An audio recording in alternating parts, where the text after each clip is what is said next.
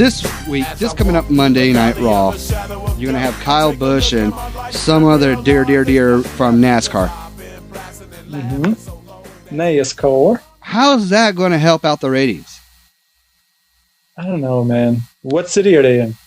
That could help. Talladega? I don't know. I mean, it doesn't matter where they're at. I don't know. NASCAR drivers on Raw, I don't think I want to see them moving slow. I want to see them move fast. Get them in the car. Let them drive around the ring or something. Then that'll be exciting. I just don't get the purpose of them doing. I don't think. Well, maybe they do. I mean, I was going to say maybe if they're not wrestling fans, but maybe they are. They gotta be. If you want ratings, I told you this earlier, and I'm going to share this one, and I'm going to give this out for free. And I was texting Jericho like crazy. Not texting, I'm sorry, but Twittering him like crazy. Mm-hmm. I said, you want ratings back on Raw? This is what you do.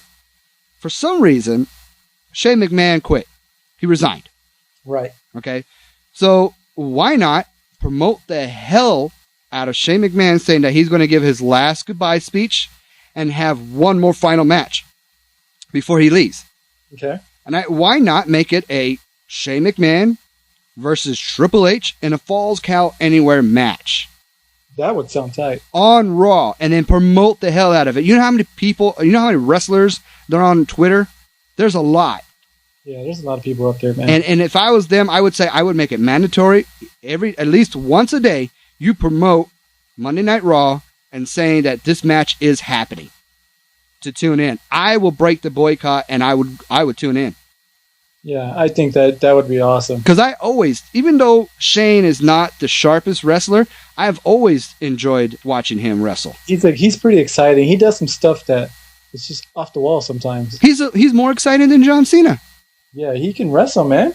He's more excited than... He sells the moves. He does high-flying stuff. He's not afraid to mix it up. He's good, man. Yeah, and a lot of rumors are speculating about why he's leaving. And I'll tell you them right now. One, the reason why he's leaving, and this is just a rumor, this is ridiculous, but this was told to us that he is leaving because he doesn't like the guest host. He doesn't like the way... Wait, who's saying this? People from Twitter, people from other sources that we get from, that he's quitting Raw because he does not agree the way Raw is going. Yeah, that's reaching it. That's a little far out there. I would think it to be true, though. The other one that makes a little bit more sense is that the reason why he's leaving is because he wants to be by his mama and help her in the Senate race. Oh, really? Yeah. Basically, WWE is going to be done. I mean, Vince is going to be done and just leave the keys with Stephanie and Triple H anyway. That's the way it's going so far. Caca. And that makes a little bit more sense. But then there's a little eyebrow raiser that there's rumors that that Shane, the reason why he's quitting, is because he wants to start his own promotion. That would be good. I say bring back WCW since you have the rights. You don't have to spend no money on doing everything else. And you know what? He can buy it off his pops. You can ask every single wrestler that you run into. They will tell you competition is good. It brings out the best in the company and the wrestlers. Yep. And right now, TNA is not competition. Well, I say they are. It's just they're really not. They're really still not known because of the small mistakes. Well, not small mistakes, but a lot of the mistakes they made pushed a lot of people away. I mean, but they're still competition. They still got great wrestlers. If they get rid of the old WWE talent, they still got a way to push. But I wouldn't say they're not competition. I say they are competition. Well, let's see. Let me tell you about their competition. Right now, the competition between the TNA and the WWE is this Nigel McGuinness guy from ROH.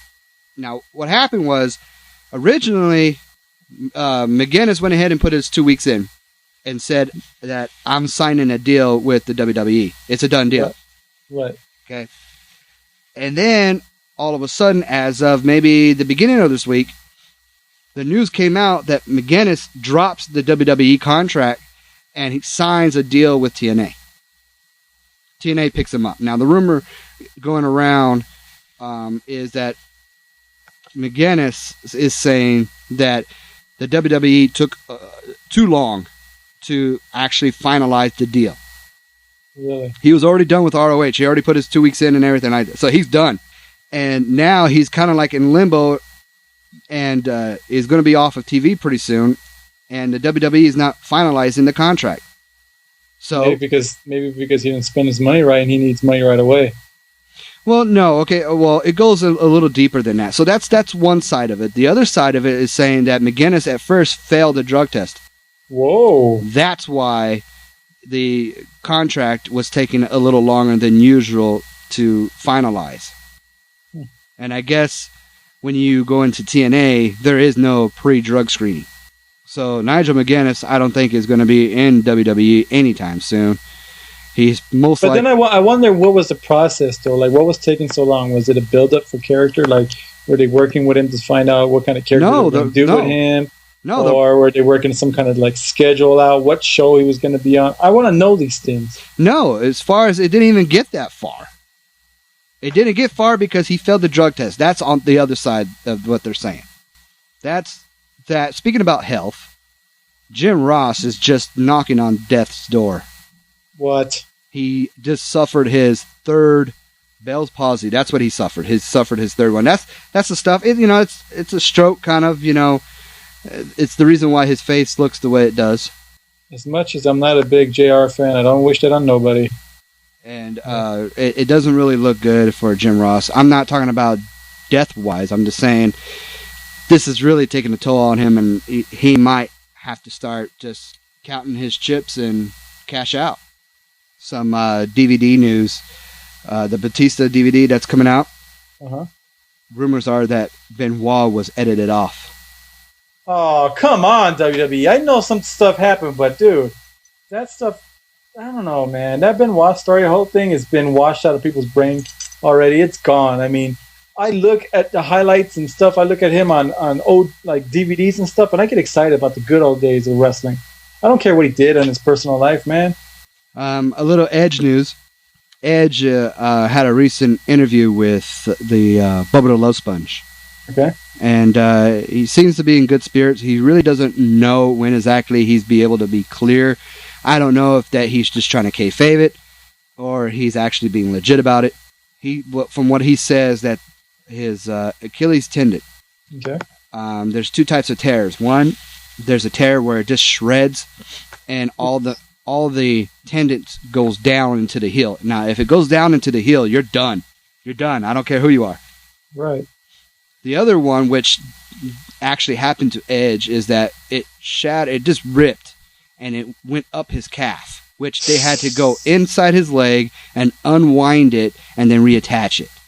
Oh, shit.